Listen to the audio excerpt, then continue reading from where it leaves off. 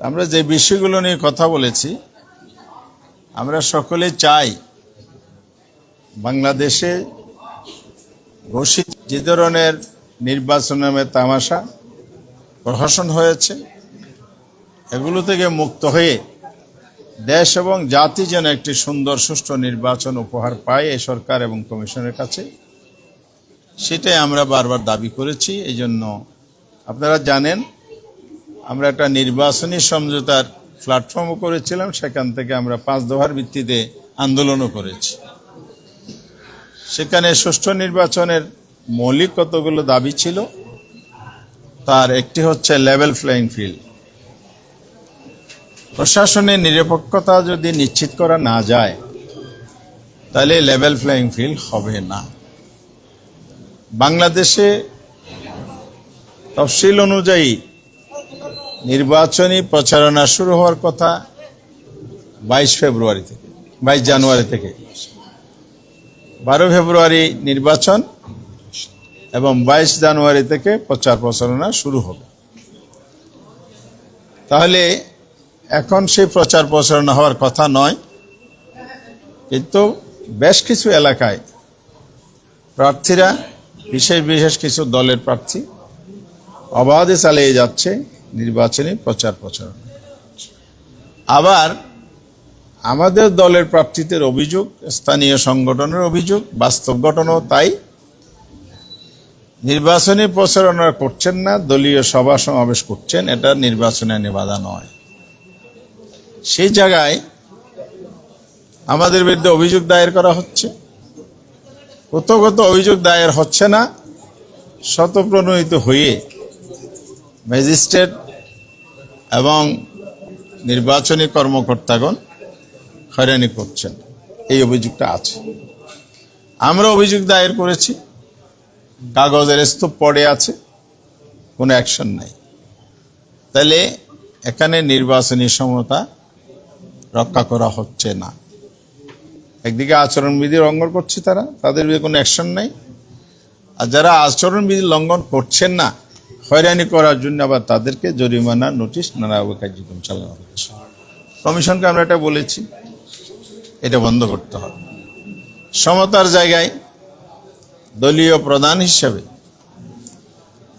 বাংলাদেশের যে দুটি বড় দল প্রতিদ্বন্দ্বিতায় জোট গঠন করেছে বা নির্বাচনে অংশগ্রহণ করছে, সেই জায়গায় সমতা নিশ্চিত হওয়া উচিত ছিল। রাষ্ট্রীয় প্রোটোকল, নিরাপত্তাজনিত বিষয় যদি থাকে তাহলে এখানে ইকুইটি আসতে হবে, ইকুয়ালিটি মেনটেন করতে হবে, এটা আমরা বলেছি।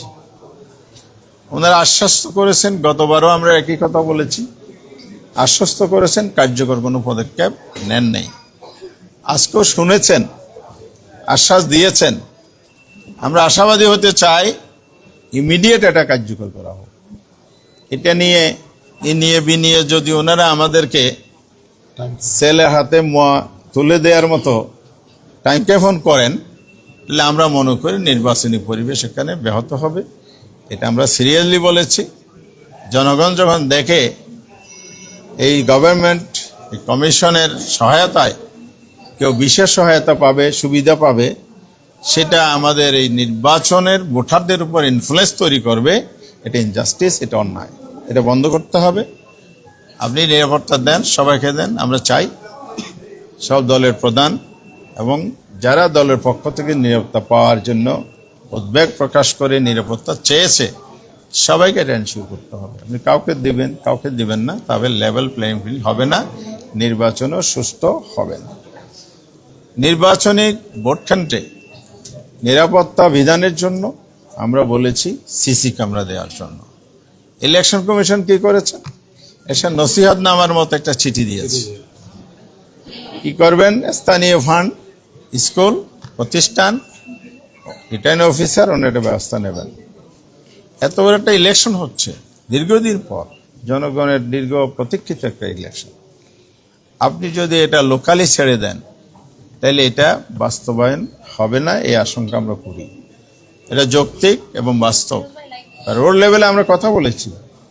স্কুলে হেডমাস্টার বলে আমার স্কুল নিরাপত্তার জন্য 1-2টা ক্যামেরা আছে, ইলেকশন কেন্দ্র হলে তো আমরা 1 ডজন 20টা এরকম 25টা লাগতে পারে ক্ষেত্রে বেশি ভোটার হিসেবে বুথ হিসেবে।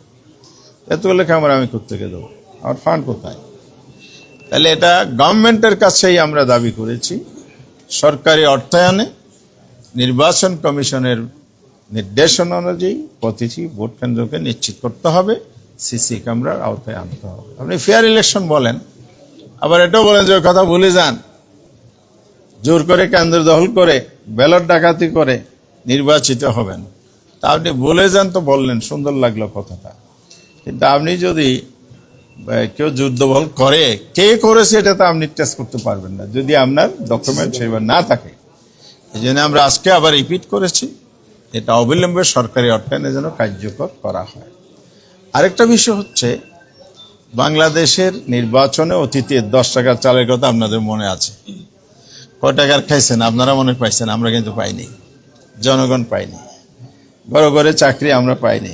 এই জন্য আমাদের ছাত্ররা বৈষম্য বিরোধী আন্দোলন করে সরকার পতন করেছে, যেহেতু তারা চাকরি পায়নি ঘরে ঘরে, এমনকি ন্যায্যতাটাও পায়নি, মেধা ভিত্তিকও পায়নি। সেই ধরনের প্রতারণা বিগত দিনে হয়েছে। এখন একই স্টাইলে ফ্যামিলি কার্ড, কৃষি কার্ড, নানা কার্ডের বাহানা দিয়ে ড্যামি কার্ড বানিয়ে ঘরে ঘরে বিলি করা হচ্ছে। এই কার্ড আমরা দিয়ে যাচ্ছি, আমাদের ভোট দিলে তুমি এই ফ্যাসিলিটিগুলো পাবে।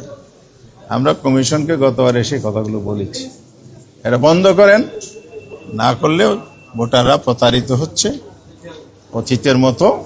একইভাবে ভোট প্রভাবিত হয়ে জনগণের পছন্দের প্রার্থী নির্বাচিত না হয়ে এবং আমাদের মাননীয় চিফ অ্যাডভাইজার সৎযোগ্য প্রার্থী নির্বাচিত করার যে আহ্বান, হার পক্ষে ভোট দেন, এই কথাগুলো বলছেন, সেখানে আর মানুষ সৎ প্রার্থীকে, যোগ্য প্রার্থীকে বেছে নিতে পারবে না, প্রতারিত হবে, প্রলুব্ধ হবে। এটা ইলেকশন পরিবেশ ব্যাহত করবে। অবিলম্বে এই তৎপরতা নির্বাচন কমিশনকে বন্ধ করতে হবে। আমরা দাবি জানিয়েছি, ওনারা নোট নিয়েছেন, ব্যবস্থা নেবেন বলেছেন।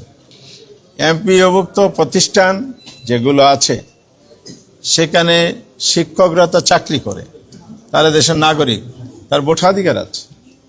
তো ভোটাধিকার থাকলে আমি প্রার্থী হিসেবে তার কাছে ভোট চাইতে যেতে পারি।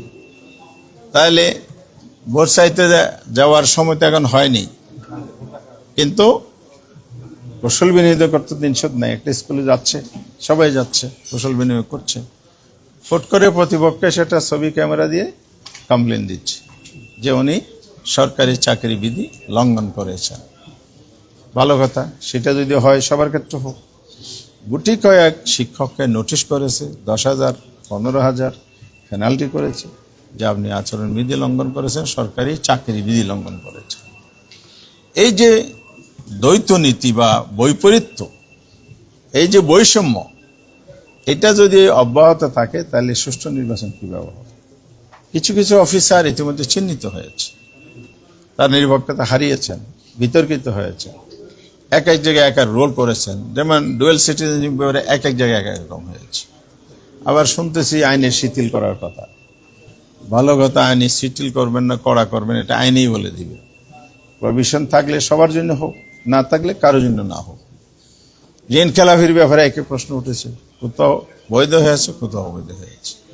আর আমিও তো এটার শিকার, আপনারা সকলে জানেন। তবে আপিলের মাধ্যমে ফিরে পেয়েছি প্রার্থীটা, এটা ভিন্ন কথা। যারা এই ইনজাস্টিসগুলো করে যাচ্ছে তাদের বিরুদ্ধে কোনো ব্যবস্থা নেওয়া হচ্ছে না। তাহলে সুষ্ঠু নির্বাচনের এগুলো একটা ব্যারিয়ার, এটা আমরা মনে করি। বাংলাদেশের মানুষ চায় বহুদিন পরে একটা নির্বাচন হচ্ছে, এবং বহু হয়রানির পরে হচ্ছে, বহু জুলুমের পরে হচ্ছে। মানুষের প্রত্যাশার জায়গাটা অনেক বড়, বিশেষ করে জুলাই আগস্টের অভ্যুত্থানের পরে প্রত্যাশাটা অনেক বেশি। তো সরকার বারবার সুন্দর সুন্দর কথা বলছে, ফিল্ড লেভেলে কিন্তু কার্যকরিতা আমরা সেভাবে লক্ষ্য করছি না। আজকে আপনাদের মাধ্যমে আমরা দেশের সরকার, নির্বাচন কমিশন সবাইকে আহ্বান জানাবো, আসুন আমরা সবাই মিলে একটা সুন্দর নির্বাচন করি।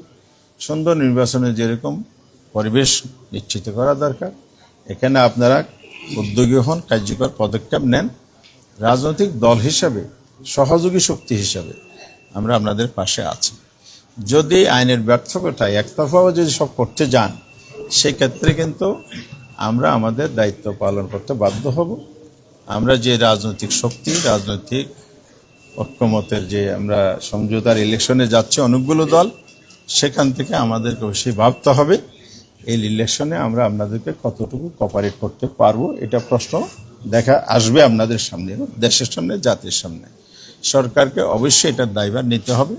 ইলেকশন কমিশনকে সবচাইতে বেশি দায়ভার নিতে হবে, যেহেতু নির্বাচন তফসিল ঘোষণার পর সম্পূর্ণ পাওয়ার ফাংশন ওনাদের হাতে চলে আসে। কমিশনের ইনস্ট্রাকশনের আলোকে কিন্তু প্রশাসন চলছে। গভর্নমেন্টের আদার্স ফাংশনের মধ্যে ওনাদের একটা ভাইটাল রোল ইলেকশন কেন্দ্রিক আছে। এই জায়গায় ওনার দায় এড়ানোর কোনো সুযোগ নাই। এই জন্য আমরা আজকে এসেছিলাম, কথাগুলো বলে গিয়েছি। ওনারা আবারও আশ্বাস দিয়েছেন, আমরা সেই প্রত্যাশা রাখি ওনারা এটা পূরণ করবেন। ধন্যবাদ আপনাকে।